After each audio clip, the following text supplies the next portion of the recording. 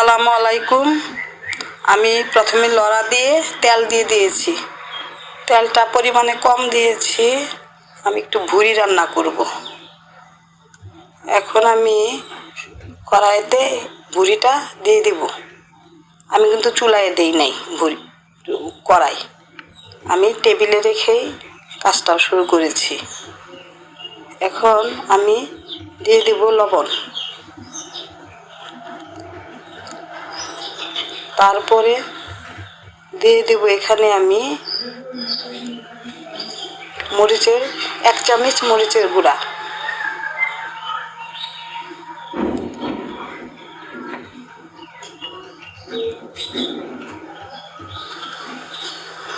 এক চামচ হলুদের গুঁড়া,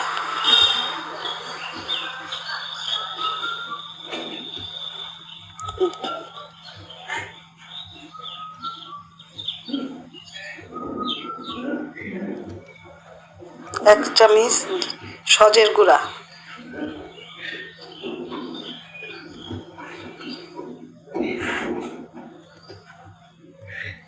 এক চামচ জিরা গুঁড়া দিয়ে দিয়েছি এখানে। এখন দিয়ে দেব গরম মশলা, সবগুলা গরম মশলা আমি নিজের হাতে করেছি এগুলা। এখন গরম মশলার গুঁড়া 1 চামচ দিয়ে দিলাম।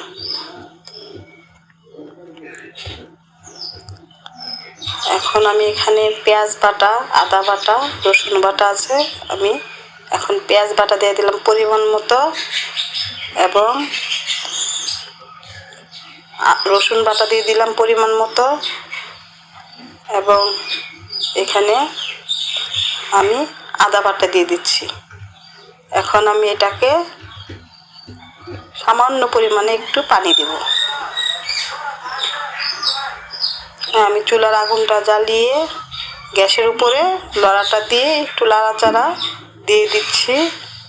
নাড়াচাড়া দিয়ে একটু ঢেকে দেব। ঢেকে দেওয়ার পর কিছুক্ষণ কষানোর পর তারপর আবার এটাকে খুলে দেখব কেমন হয়েছে। এখন আমি দিয়ে দিয়েছি ভুড়ির তেল।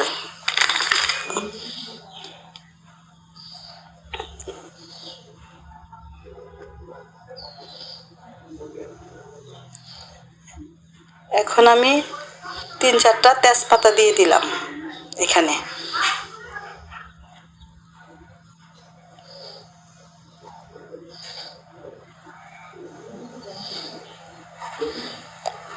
এখন আমার মাংস ভুড়িটা প্রায় হয়ে গেছে, অনেকটা কষানো হয়ে গেছে। এটাকে আমি ভালো করে নাড়াচাড়া দিয়ে এখানে আমি একটু পানি অ্যাড করব, কারণ ভালো মতো নাড়াচাড়া না করলে ভুড়িটা লেগে যাবে নিচে। আর যদি এটা লেগে যায় তাহলে একটা পুরা গন্ধ বের হবে, খেতে ভালো লাগবে না। এই জন্য আমি এখানে একটু পরিমাণে পানি দিয়ে দিব, পরিমাণে কম পানি দেব, কারণ এখানে অনেকক্ষণ কষানো হয়েছে ভুড়িটা কষানো হয়েছে। এখন আমি নাড়াচাড়া দিয়ে পানি দিয়েছি পরিমাণে কম, ঢেকে দিব।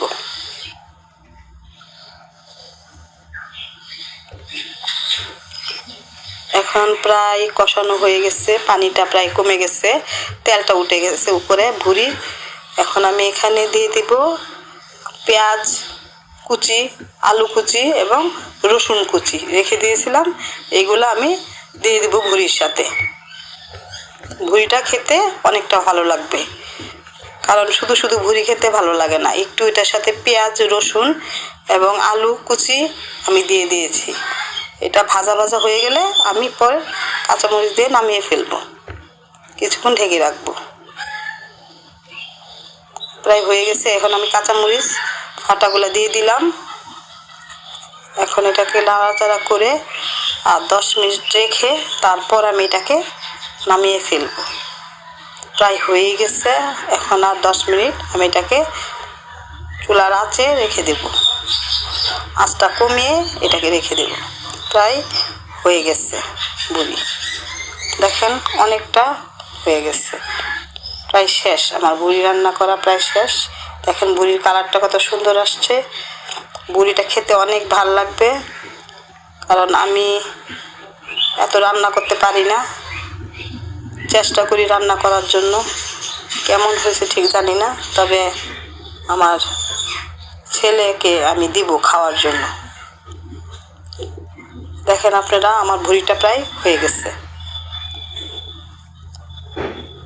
আমি আমার নিজের মতো করে রান্না করেছি এবং আমার ছেলের জন্য আমি এই ভাত দিয়ে ভুঁড়িটা আমার ছেলে খাবে এবং আমার ছেলে খুব পছন্দ করে আমার হাতের ভুঁড়ি।